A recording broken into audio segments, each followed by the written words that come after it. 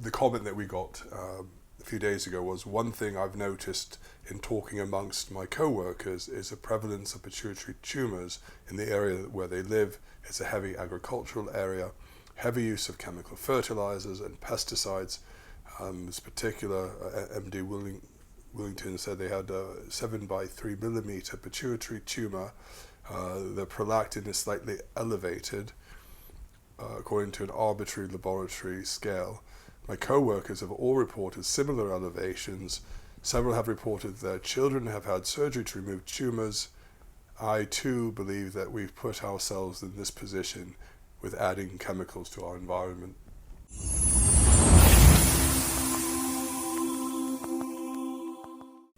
Benign tumors like prolactinomas and pituitary tumors are becoming more common.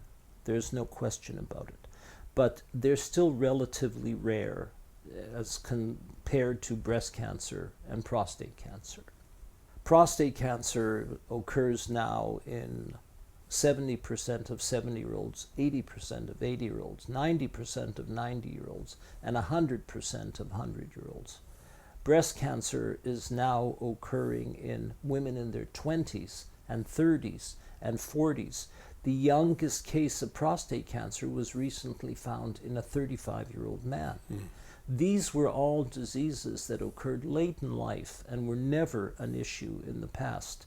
They've now become of an epidemic proportion.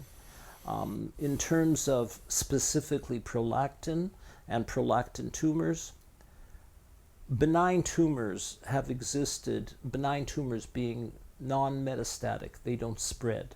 They are a form of cancer, but they can be treated. They can be treated medically, they can be treated surgically, and they can be cured. Unfortunately, once portions of the pituitary are removed, there are other hormones that the pituitary is involved in. In Listen to Your Hormones, I go through the whole list of the anterior pituitary hormones, the posterior pituitary hormones, and where testosterone and estrogen fit in that pattern.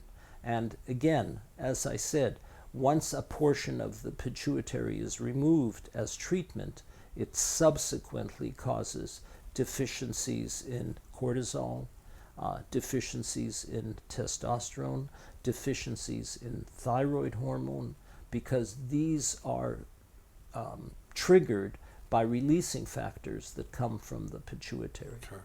So in this particular case, I mean, it's hard to know if this particular person thought that that was common in where they were, this heavy agricultural Well, there are area. clusters. There are cancer clusters that are occurring in places where the water is contaminated and where pesticide residues are used heavily.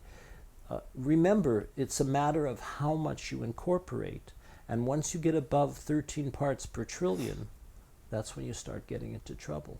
Okay. Hi, I'm Mike, the founder of Balance Our Hormones, where we help men and women on their journey to optimal hormone balance. If you're new to the channel, consider subscribing and leaving comments so we can answer them in our next video.